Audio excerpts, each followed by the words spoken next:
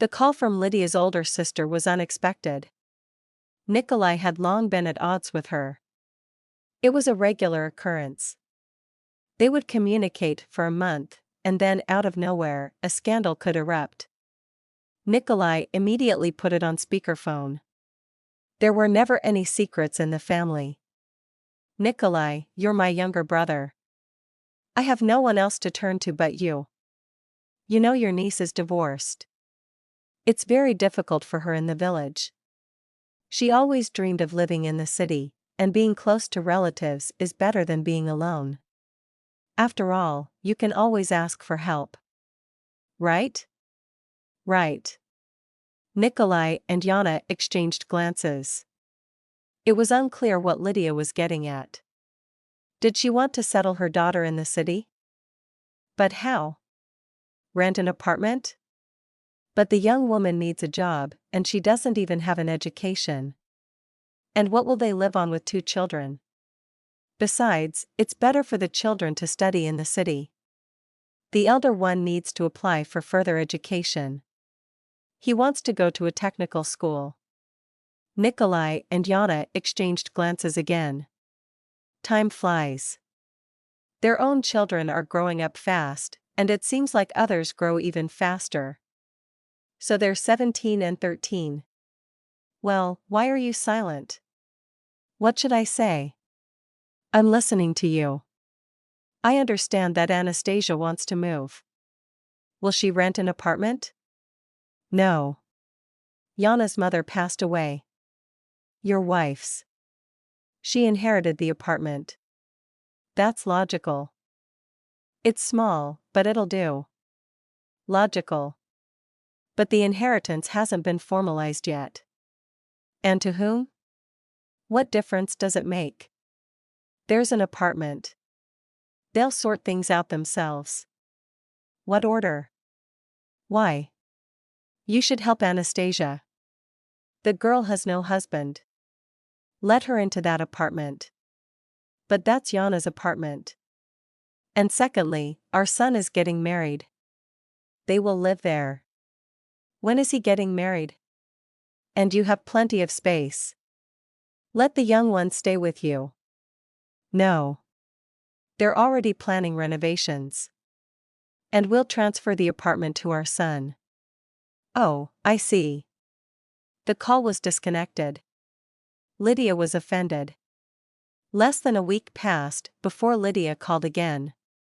Nikolay was at work and missed the call. Then another and another. In the evening, he picked up Yana from work. Then they went shopping for the weekend and headed home. Their son went to a tourist camp with his girlfriend and friends. Uncle Nikolay, where have you been? We've been waiting for you. Anastasia and her 2 sons were standing in the lobby, by the door. But we weren't expecting you. But Mom warned you. Nobody warned us. She called, and you didn't pick up. And we had to meet you. We have a lot of things, we barely made it. We should have called a taxi. It's expensive. They had to spend the entire weekend with the guests. They had hoped to stay with relatives. Anastasia even started looking for a school for the younger one. What school, Anastasia? It's the middle of the school year. Aren't you on vacation? Of course not. Mom explained it to you. So choose. Either with you or in that apartment. Isn't it too much for you and Mom? No. It's too much for you to have 2 apartments. Your mother has 2 houses in the village. Let her sell one and help you. And don't act like you're poor. You receive good child support. And how would you know that? About the house, it's common knowledge. You rent it out to summer residents. Our acquaintances rented it from you. They just won't go anymore. It's too expensive. And anyway, calm your children down. They're fighting again. They're not little anymore. Screams from the room echoed through the house. Then something crashed. Silence fell. Yana couldn't take it and went there. Nikolay followed, then Anastasia. On the floor lay a new laptop. It had been waiting for its moment, perched atop the shelf. Yana and Nikolay had bought it for their youngest son as a birthday gift. It was good and expensive. But now it lay lifeless. We just wanted to look.